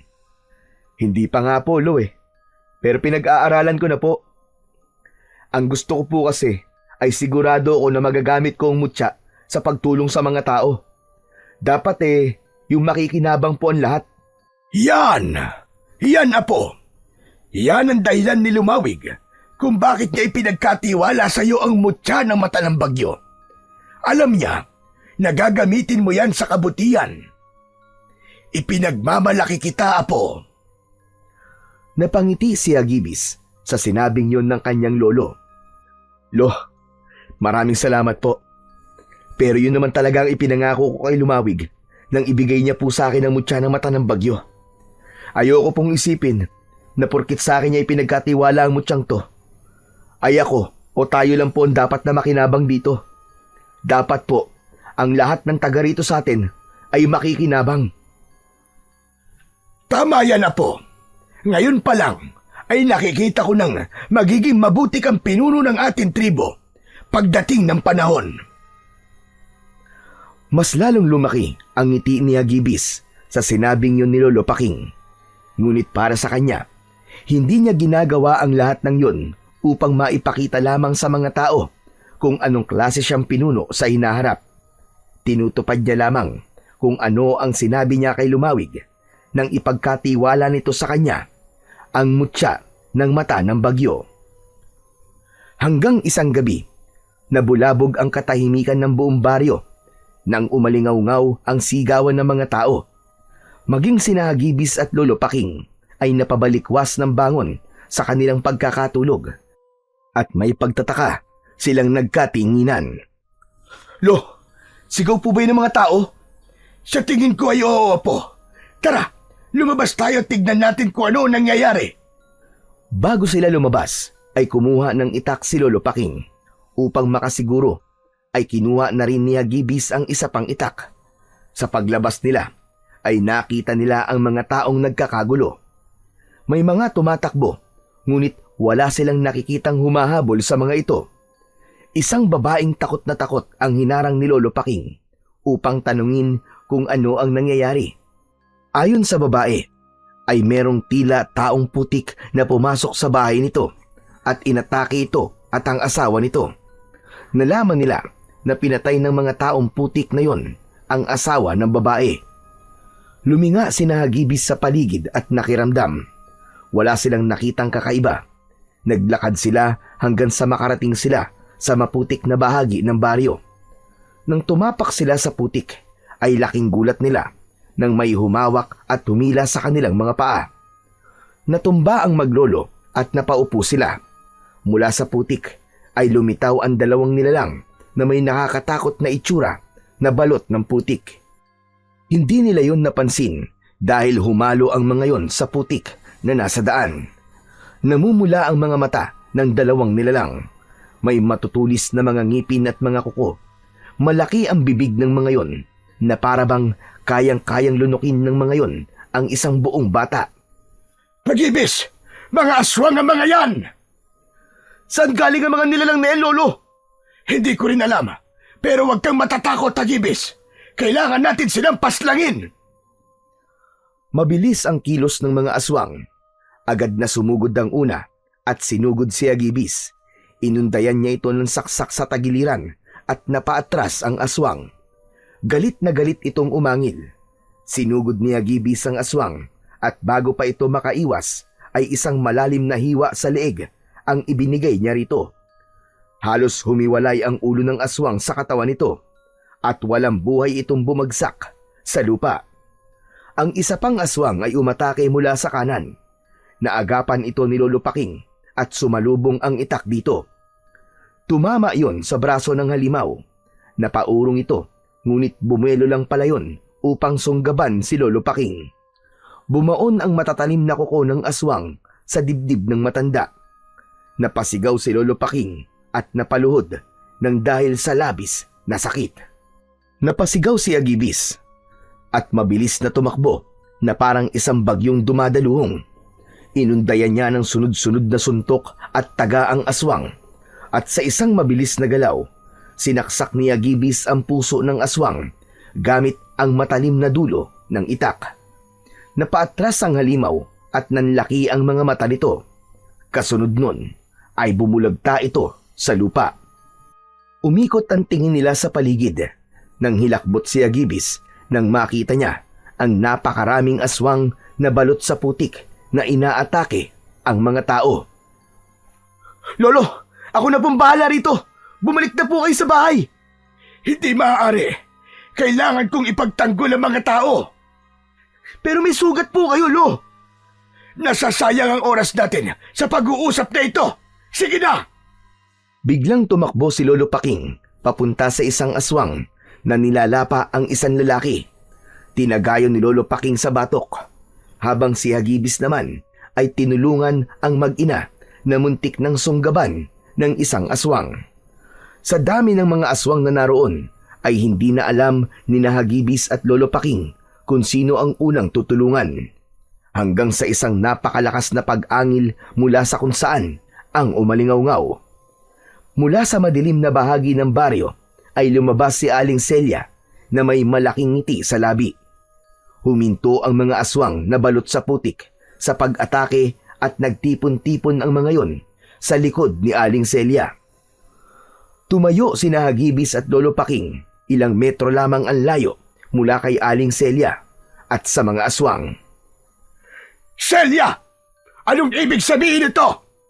Huwag mong sabihin na ikaw ang may pakana ng pag-atake ng mga aswang dito sa baryo. Sino pa nga ba? Kundi ako. Nakatutuwang makita ang napakaraming bangkay At naaawa ko sa inyong dalawa dahil kayo lang ang may lakas ng loob na lumaban para sa lahat. Kung ganon, mga aswang pala ang tribo nyo. Ang tagal nyo kaming niloko. Nagkakamali ka, Hagibis. Hindi kami natural na mga aswang. Nang umalis kami sa baryong ito, ay ibinenta namin ang aming kaluluwa sa Diablo kung si Lumawig ang tumutulong sa inyo. Sa amin naman ay ang hari ng kadiliman. Ginawa niya kaming mga aswang na may kakayahang magtago sa putik. Ito na ang sinasabi kong kamatayan. Kamatayan, Hagibis. At walang magagawa ang mutya mo na ang tanging kaya gawin ay magpaulan. Tama na! Tama na, Celia! Isipin mo na minsan mong minahal ang baryong ito. Huwag mo itong gawin sa amin! Ngunit hindi ako minahal ng mga tao sa lugar na ito, Pakig. Kaya uubusin ko kayong lahat hanggang mapunta sa amin. Ang dapat ay sa amin. Sa'yo na ang baryong ito kung gusto mo. Aalis na lamang kami. Huwag mo lang patayin ang mga taong nandito. Nakikiusap ako sa'yo, Celia. Hindi ko tatanggapin ang alok mo, Pakeng. Buo na ang desisyon ko. Babawiin ko ang baryong ito sa madugo at marahas na paraan. Lahat kayo na narito ay mababatay. Isang malakas na tawa ang pinakawalan ni Aling Celia bago mabilis na tumakbo palayo ang mga aswang. Nang maiwan doon si Aling Celia, ay nagbago ang anyo nito. Gaya ng mga alagad nito, ay naging aswang din ito na balot ng putik. Masangsang ang amoy nito na maihahalin tulad sa imbornal. Mabilis din itong nawala sa paningin ng lahat. Nang makasiguro sila na wala na sina Aling Celia, ay inasikaso na ni Hagibis at Lolo Paking ang mga sugatan. Labis na nanlumo si Hagibis nang makita niya na may ilang pinatay ang mga aswang. Nadurog ang puso niya sa palahaw ng mga pamilyang namatayan. Habang ginagamot nila ang mga sugatan, ay hindi napigilan ni Hagibis na kausapin si Lolo Paking. Lo, ano na po ang gagawin natin ngayon? Panigurado po, babalik si Aling Celia dito at ang mga aswang. Sa ngayon, ay wala pa akong magandang plano, Apo. Maging ako ay nabigla din sa nangyari. Hindi ko akalain na hahantong si Celia sa puntong ibibenta niya ang kanyang kaluluwa at ang buong tribo niya sa Diablo nang dahil lang sa galit. Ganyan din po ang nararamdaman ko. Hindi na siya ang dating Aling Celia na kilala natin. Noon naman, kahit seryoso siya, ay nakikita ko mabuti siyang tao. Wala na. Wala na, Apo. Nilamon na siya ng kasakiman at puot. Nakakalungkot lang na ang problema na maaari sanang marisolba sa maayos na pag-uusap ay mauuwi sa ganito. Ipinagpatuloy ni Hagibis ang pagtulong sa mga panggagamot sa mga sugatan. Pinigilan niya ang kanyang luha dahil ayaw niyang isipin ng mga tao na mahina siya. Mabigat sa dibdib niya ang nangyari, lalo na't alam niya na isa siya sa inaasahan ng mga tao na poprotekta sa mga ito. Pakiramdam niya ay binigo niya ang kanilang baryo dahil sa meron pa ring namatay sa nangyaring pagsalakay ng mga aswang. Kinaumagahan, sa gitna ng malawak na lupa sa dulo ng baryo ay nakahilera ang mga bangkay na balot ng kumot. Ang ilan ay hindi na makilala sa tindi ng pinsalang natamo mula sa mga aswang. Sama-samang nagtipon ang mga natitirang taga-baryo upang ilibing ang mga namatay. Isang malaking hukay ang kanilang ginawa. Doon ay maingat nilang inilagay ang mga bangkay at tinabunan ng lupa. Nag-alay sila ng panalangin pagkatapos. Matapos ang unang pag-atake ng mga aswang, ay nabahira na ng takot ang bawat sulok ng baryo. Hindi na lumalabas ang mga tao pagsapit ng dilim, at ang dating masiglang liwasan ay naging tahimik na parang isang sementeryo. Marami ang hindi makatulog sa gabi at patuloy na nagbabantay. Lahat ay nabalot sa pangambang maaaring bumalik muli ang halimaw anumang oras. Ngunit sa kabila ng lahat, nanatiling matatag sina Hagibis at Lolo Paking. Tahimik silang nagbantay at naghihintay ng kanilang susunod na laban. Isang araw, basang-basa ang lupa matapos na gamitin ni Hagibis ang mutya ng mata ng bagyo upang umulan. Habang nagpapahinga siya sa ilalim ng puno ng mangga, ay bumalik sa alaala niya ang gabing umatake sa baryo nila ang mga aswang. Hindi mawala sa isip niya ang nakakatakot na anyo ng mga yon, lalo na si Aling Celia. Sa lalim ng kanyang pag-iisip ay hindi niya namalayan ang pagdating ng kaibigan niyang si Emong. Hagibis, tikman mo itong suman na ginawa ni nanay. Ang sarap oh! Hindi pinansin ni Hagibis si Emong. Nanatili siyang nakatingin sa kawalan. Hoy, Hagibis! Aba, ang lalim naman yata ng iniisip mo. Ikaw pala, Emong. Pasensya ka na. Iniisip ko kasi kung paano natin matatalo sina Aling Celia. Napakarami nila. Marami rin tayo. Pero hindi lahat ay kaya makipaglaban sa mga aswang. Mabigat na problema nga yan. Kahit ako, hindi ko itataya ang buhay ko para labanan ng mga aswang na yun. Amoy pa lang nila ay nakakasukan eh. Kahit ang lapitan sila ay hindi ko kaya. Kung may magagawa lang sana ako. Pero tanging itak lang ang kaya kong gamitin na sandata. Eh di, gamitin mo ang mutya ng mata ng bagyo. Napatingin si Hagibis kay Emong. Tila may bumangon na pag-asa sa kanyang dibdib sa sinabing yon ng kanyang kaibigan. Ang galing mo. Tama ka, Emong. Ang mutya ng mata ng bagyo. Marahil ay pwede kong gamitin ito bilang sandata laban sa mga aswang. O di ba? Sabi ko na sa'yo, nag-iisip din ako paminsan-minsan eh. Hindi ba't nakokontrol mo ang panahon? Ang kidlat, ang hangin. Yun! Gamitin mo ang kakayahan mo na yun para labanan ng mga aswang. Pero unahin mo si Aling Celia kasi matagal na akong pikon sa pagmumukha ng matandang hukluban na yun eh. Salamat, Emong, sa sinabi mo. Hayaan mo at sasabihin ko kay Lolo Paking ang ideya mo. Ayos! Pero bago mo sabihin sa kanya, tikman mo muna tong suman ni nanay. Pinagbigyan naman ni Hagibis si Emong at tinanggap niya ang inaalok nitong suman. Nang maubos niya yon, ay nagmamadali siyang umuwi sa kanilang bahay upang kausapin ang kanyang lolo. Ngunit pagdating niya sa kanilang bahay, ay wala roon si Lolo Paking. Lalabas na sana siya para hanapin ito nang biglang dumating ang matanda. Bakas sa mukha nito ang pagod at pagkabahala. "O, Lo, saan po kayo galing at parang pagod na pagod po kayo?" Sa liwasan, pinulong ko mga tao. Sinabi ko sa kanila na hindi ko sila pipigilan kung nais nilang umalis muna dito. Hinimok ko rin ang mga kalalakihan na lumaban, ngunit kakaunti lang ang may lakas ng loob. Naiintindihan ko naman kung bakit marami ang ayaw labanan ng mga aswang dahil natatakot silang matulad sila sa mga nauna nang namatay. Pero Lo, kanina, may sinabi po sa akin si Emong. Iminungkahi po niya sa akin na gamitin ko ang mutya ng mata ng bagyo upang labanan ng mga aswang. Sandaling natigilan si Lolo Paking sa sinabing yon ng kanyang apo. Hindi makapaniwala itong tumingin kay Hagibis. Pero apo, paano mo naman gagamitin sa pakikipaglaban ang mutya ng mata ng bagyo kung ginawa ito ni Lumawig para muling mabuhay ang ating baryo?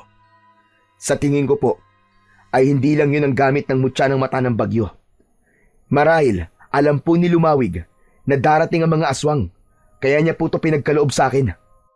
At bilang tagapangalaga po nito, responsibilidad ko pong protekta ng baryo natin sa lahat ng unos at sa mga halimaw na magdadala ng gulot kamatayan dito.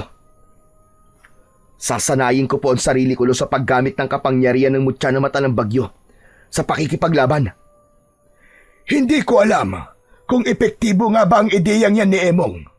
Pero apo, sige, pinapayagan kitang gawin yan. At sana ay magtagumpay ka. Puno ng kumpiyansang tumango si Agibis. Isang panibagong pag-asa ang nabuhay sa dibdib nila. At walang ibang dasal si Agibis, kundi ang magtagumpay sila sa laban nila sa mga kampon ng kadiliman. Pagsapit ng hapon, habang ang araw ay dahan-dahan ng lumulubog, ay naglakad si Agibis patungo sa pusod ng gubat. Nakasabit sa leeg niya ang mutya ng mata ng bagyo. Nang makakita siya ng malawak na bakanting lupa sa gubat, ay huminto siya roon. Huminga siya ng malalim at itinuon niya ang lahat ng kanyang enerhiya sa mutya. Una niyang sinubukang kontrolin ang hangin. Inunat niya ang mga kamay at marahang pumikit. Ilang saglit pa ay naramdaman niyang lumakas ang ihip ng hangin sa paligid niya. Sa isang iglap ay pinakawalan niya ito sa isang direksyon at nabuwal ang ilang mga puno na naroon. Sunod niyang sinubukan tawagin ng kidlat. Itinutok niya ang kamay niya sa langit at may biglang liwanag na dumaan sa kalangitan na sinundan ng pag-ugong ng kulog. Tumama ang kidlat sa malaking bato at halos mahati yun sa gitna. Diniskubre pa ni Agibis ang iba pang kayang gawin ng mutya ng mata ng bagyo. Nagawa niyang gumawa ng ipo-ipo at nakontrol niya ang direksyon kung saan yun pupunta. Makalipas ang ilang sandali, ay nakaramdam ng pagod si Agibis. Naupo siya sandali sa ilalim ng isang mayabong na puno. Habol niya ang paghinga, ngunit may ngiti sa kanyang labi. Sa kabila ng pagod, ay damang-dama niya ang lakas na bumabalot sa kanyang katawan. Nagulat si Agibis nang makarinig siya ng yabag sa kanyang kaliwa. Naging alerto siya at itinutok niya roon ang kanyang kamay. Isang ipo-ipo ang kanyang nilikha at hinigop nun ang taong naroon. Pataas ng pataas ang tao sa gitna ng ipo-ipo. Nanlaki bigla ang mga mata ni Agibis nang malaman niya na si Emong pala ang hinigop ng kanyang ipo-ipo. Hoy! Ibaba mo ako, Agibis! Ano ka ba? Kaibigan mo ako! Ibaba mo ako rito, nahihilo na ako! Mabilis na kinontrol ni Agibis ang ipo-ipo hanggang sa tuluyan na yung naglaho. Bumagsak si Emong sa lupa na una ang pang-upo. Aray! Aray ko! Nabalian yata ako ng balakang, buwisit ka ha! Tinulungan ni Agibis si Emong na tumayo. Inilahad niya ang isa niyang kamay. Nang tanggapin yun ni Emong, ay sa kanya ito hinila patayo. Pasensya ka na, Emong ha? Akala ko kasi aswang ka eh. Grabe ka naman sa akin. Itong gwapo kong to, pagkakamalan mo akong aswang. Saka, maaga pa no, para magpakita mga pangit na yun. Pasensya ka na talaga. Ikaw naman kasi. Ano ba kasing ginagawa mo rito? Ano pa nga ba, di sinundan kita.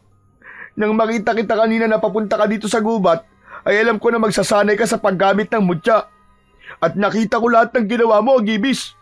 Ang astig! Lalo na yung pinakidlat mo, tas tinamaan yung bato, tas nahati. Wow na wow talaga! Tama ka nga. Magagamit ko nga ang mutya para labanan ng mga aswang. At ideya mo yun, Emong. Salamat ha. Walang anuman.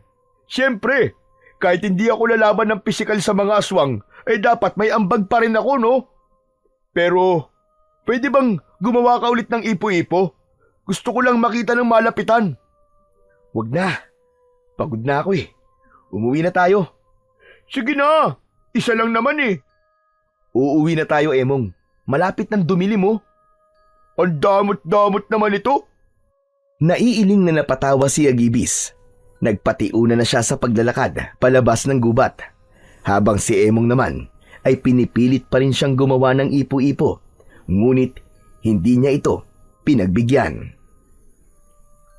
Simula noon ay naging mas alerto na si Agibis tuwing sasapit ang gabi. Minsan ay mag-isa siyang lumalabas upang magronda sa buong baryo. Sinisiguro niya na ligtas ang lahat at walang aswang sa paligid na nag-aabang ng pagkakataon para umatake. Sa tuwing nagroronda siya, ay palaging madaling araw na siya nakakauwi. Kung minsan pa nga, ay inuumaga na. Gaya na lang sa araw na yon, halos pasikat na ang araw nang makauwi si Agibis galing sa pag-iikot sa buong baryo. Nakita niya si Lolo Paking na naghahanda ng almusal sa kanilang maliit na kusina. Magandang umaga po. Inumaga ka na naman Aba, matulog ka rin at baka magkasakit ka niyan. Matuto ka ring magpahinga, Apo. Hindi ko po kaya magpahinga, Lo. Hindi ko po kayang makatulog ng mahimbing sa gabi. Hanggat alam ko po na maaaring bigla na lang umatake sina Aling Celia rito. Gusto ko po makasiguro na kapag umatake sila, ay ako ang unang haharap sa kanila para wala nang ibang tao ang masaktan at mamatay. Talagang ipinagmamalaki kita, Apo. Napakalaki ng pagmamahal mo sa baryong ito. Sigurado ko na nakangiti sa iyo si Lumawig dahil hindi siya nagkamali na ibinigay sa iyo ang mutya ng mata ng bagyo. Iyo, kumusta pala ang pagsasanay mo? Maayos naman po, Lo. Marami po ako nadidiskubreng bagay na kaya palang gawin ng mutya ng mata ng bagyo. Sa tingin ko po ay malaki ang posibilidad na mananalo po tayo sa laban. Masaya akong marinig yan sa iyo, Apo. Pero saka na natin pag-usapan yan. Mag-almusal na muna tayo at baka lumamig na itong kape. Naupo na si Agibis at magana siyang kumain. Bagamat sinasabi niya na kaya niya ang magiging laban nila sa mga aswang at kay Aling Celia, ay may takot pa rin siyang nararamdaman. Hindi lang niya yon ipinapakita dahil gusto niyang bigyan ng pag-asa ang lahat na malalagpasan nila ang napakalaking problema na kanilang kinakaharap ng sandaling yon. Nagpatuloy si Agibis sa kanyang pagsasanay, ngunit kahit abala siya sa bagay na yon, ay hindi niya kailanman kinalimutan ang isa pa niyang tungkulin sa baryo. Tuwing umaga ay pinupuntahan niya ang mga sakahan kung saan abala na ang mga magsasaka sa pagtatanim. Kapag nakita niyang natutuyo ang lupa, ay pinapaulan niya ng bagya upang hindi mahirapan ang mga magsasaka sa pagtatanim. Ang mga magsasaka ay hindi na nag-aalala sa tagtuyot. Kung minsan pa nga ay pinapadaloy ni Agibis ang malamig na simoy ng hangin upang bigyan ng ginhawa ang mga pagod na katawan ng mga nagtatrabaho. Alam niyang ang kapangyarihang ipinagkaloob sa kanya ay hindi lamang para sa digmaan, kundi higit sa lahat para sa ikabubuti ng kanyang mga kababaryo. Sa bawat patak ng ulan at ihip ng hangin, nararamdaman niya ang mas malalim na koneksyon sa mga tao, sa lupa at sa kapangyarihang mula sa langit na ngayon ay bahagi na ng kanyang pagkatao. Isang gabi, matapos ang hapunan, ay lumabas sina Agibis at Lolo Paking. Nagtungo sila sa likod ng bahay at humarap sa dambana na ginawa nila kapag nais nilang magdasal kay Lumawig. Kakaiba ang kabang nararamdaman ni Agibis ng gabing yon. Kaya inaya niya ang kanyang lolo na makipag-usap sa bathala ng kalikasan. Sa gitna ng katahimikan, ibinuka ni Agibis ang kanyang mga kamay at nagsimula siyang magdasal. Mahal na bathalang Lumawig, maraming salamat po sa pagpapalang ipinagkaloob mo sa aming baryo. Sa ulan, sa tubig, at sa panibagong pag-asa na muling bumangon mula sa pinsalang idinulot ng tagtuyot. Ngunit batid ko po na hindi pa tapos ang aming laban. Alam ko pong may mas malalakas pang panganib na darating. Ang mga aswang na hindi pa tuluyang nauubos at ang takot sa kanilang pagbabalik ay unti-unting bumabalot muli sa aming mga puso. Kaya po mahal na bathalang Lumawig, hinihiling ko po sa inyo na patatagin niyo po ang aking loob at ang bawat isa sa amin. Gabayan niyo po ako sa paggamit ng mutya ng mata ng bagyo. Patawarin niyo po ako kung minsan ay napanghihinaan po ako ng loob. At ngayong gabi, itinataas ko po ang lahat ng ito sa inyong pangalan at sa ating lumikha. Pagkatapos magdasal, ay ibinaba ni Agibis ang kanyang mga kamay. Napatingin siya sa kanyang lolo nang tapikin nito ang kanyang likod. Ngunit nang pabalik na sila sa loob ng kanilang kubo, ay tila may ibinulong ang hangin kay Hagibis. Luminga siya sa paligid na parang may hinahanap, ngunit hindi niya matukoy kung ano. Bakit, Apo? May problema ba? Lo, sa tingin ko po ay narito na ang mga aswang. Tumango si Lolo Paking. Nagmamadali itong pumasok sa bahay at nang lumabas ito ay may hawak na itong dalawang itak. Ibinigay nito ang isa kay Hagibis.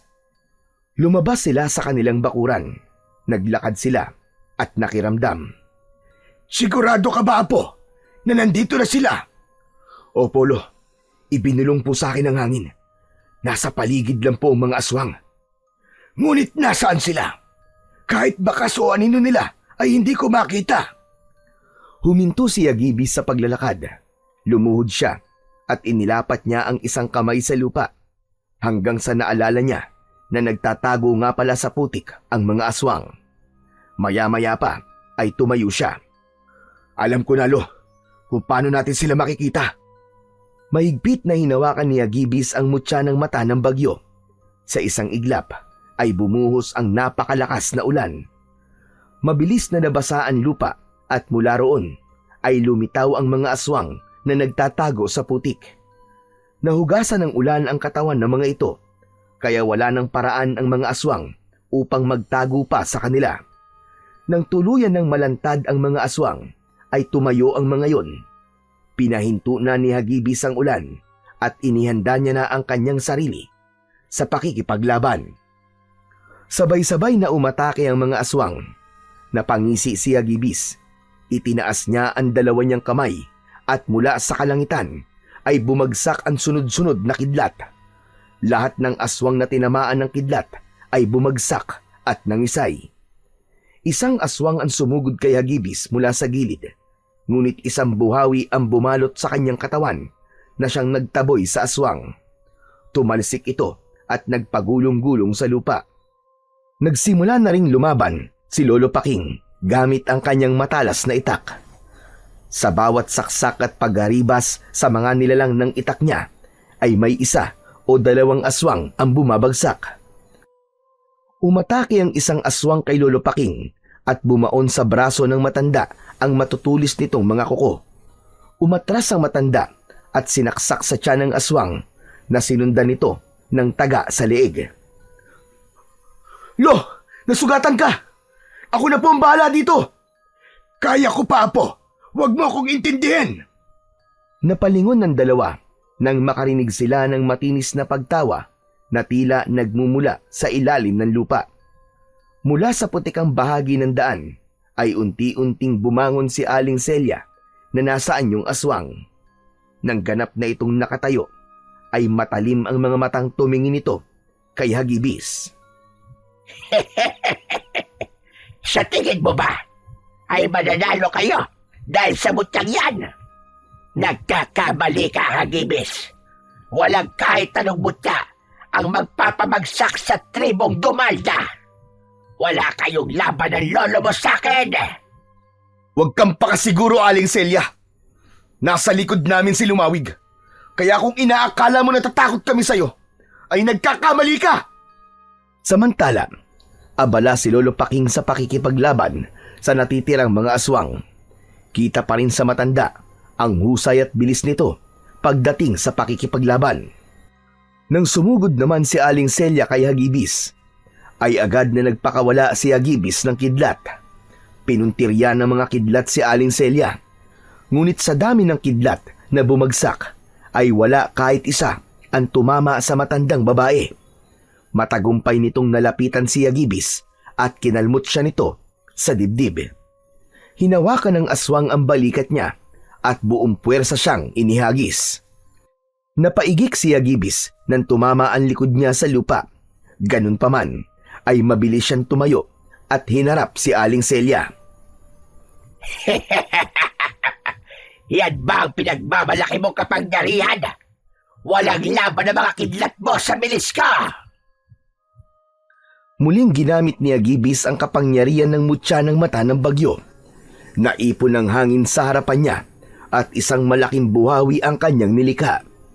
Mabilis niyang pinalakad ang buhawi papunta kay Aling Celia. Ngunit sa isang kisap mata ay nawala ang matanda sa kinatatayuan nito. Agad na tinunaw ni Agibis ang buhawi bago pa yon mapunta sa mga kabahayan. Nagulat na lang si Agibis nang biglang sumulpot si Aling Celia sa kanyang likuran. Sumampa ito sa likod niya at kinagat siya sa balikat. Mabilis na tumalon si Aling Celia papunta sa harapan ni Agibis at malakas itong tumawa. Wala kang laban sa akin. Hindi mo kayang gamitin ang tama ang mutya ng mata ng bagyo. Bakit hindi mo na lang sa akin ibigay yan upang magamit ko ang rurok ng kapangyarihan yan? Hindi! Hindi ako papayag na mapunta sa kagaya mo ang mutyang pinagkaloob sa akin ni Lumawig! Kung gayon, ay papatayin na lamang kita at saka kukunin ang mutya sa iyo! Matapos yun, ay mabilis na sumugod si Aling Celia kay Hagibis. Muli siya nitong hinawakan sa magkabilaan niyang braso at ibinalibag sa malayo. Sa pagkakataon na yon, ay hindi naging maganda ang pagkakabagsak sa lupa ni Hagibis. Naramdaman niya ang labis na sakit sa kanyang likod at dibdib. Habang tumatayo si Hagibis, ay naramdaman niya ang paggapang ng kakaibang init sa loob ng kanyang katawan. Maigpit niyang hinawakan ng mutya ng mata ng bagyo at saka siya malakas na sumigaw. Lumawig! Bathala ng kalikasan! Alam kong naririnig niyo ako! Ngayon ko kailangan ng inyong lakas at kapangyarihan! Tulungan niyo po ako! Isang malakas na kidlat ang bumagsak mula sa langit at tumama yun ng diretso sa katawan ni Agibis. Sumunod pa ang isa at isa pa. Sunod-sunod na tinamaan ng kidlat si Agibis. Ngunit imbis na masugatan sa mga kidlat, ay mas lalo pang lumakas si Agibis. Nang huminto ang pagtama ng kidlat kay Agibis, ay binalot ng kuryente ang kanyang katawan. Umangat ang paa niya sa lupa at sa tindi ng enerhiyang bumabalot sa kanya, ay naging kulay puti ang kanyang buhok at lumutang siya sa ere.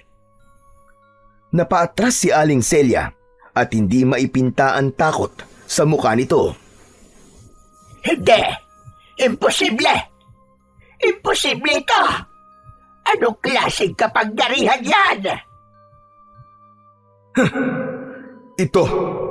Ito ang kapangyarihan na tatapos sa'yo! Sa isang kisap mata, ay sumugod si Agibis papunta kay Aling Celia. Mas mabilis pa siya sa kidlat, kaya hindi na nagawang iwasan ni Aling Celia ang kanyang pag-atake. Nagulat na lang ang matandang aswang nang nasa harapan na nito si Agibis habang nakaumang ang isang kamao. Isang napakalakas na suntok mula kay Agibis ang natanggap ni Aling Celia. Tumama ang suntok sa tapat mismo ng puso nito. Sa sobrang lakas ng suntok na yon, ay bumaon yun sa dibdib ng aswang at lumagpas sa likod nito. Agad na hinugot ni Agibis ang kanyang kamao at walang buhay na bumagsak sa basan lupa si Aling Celia.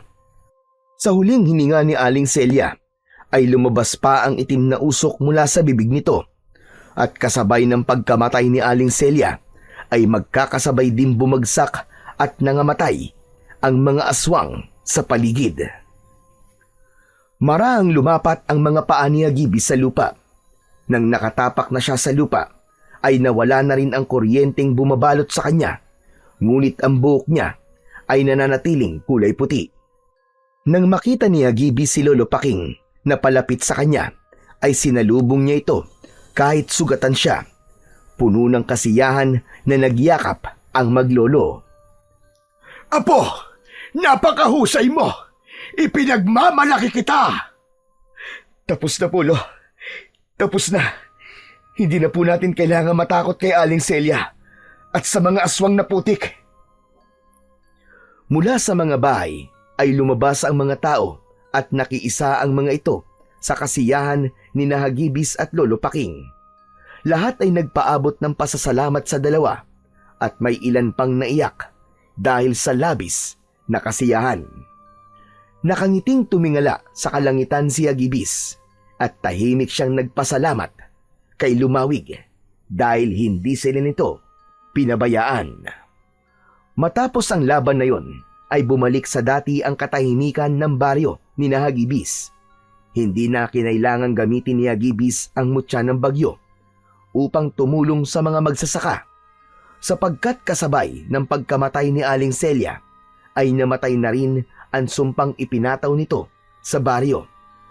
Makalipas ang ilang taon ay itinalaga na nga ni Lolo Paking si Hagibis bilang bagong pinuno ng tribong Gantayon.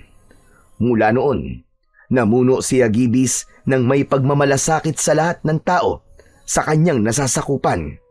Isinulong niya ang pagkakaisa ng mga mamamayan at tinuruan niya ang lahat ng karunungan sa pag-aalaga sa kalikasan.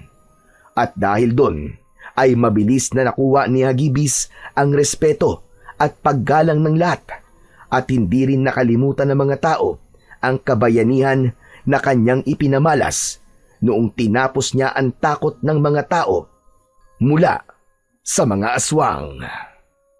At nangako siya sa mga ito na hanggat nabubuhay siya ay iaalay niya ang sarili niyang buhay sa pagtatanggol at pananatili ng katahimikan at kapayapaan sa kanilang baryo, sa tulong ng mutya ng mata ng bagyo at sa gabay ng mahal na bathalang Lumawig at sa paniniwala at pananampalataya niya sa Diyos na pinakamakapangyarihan sa lahat.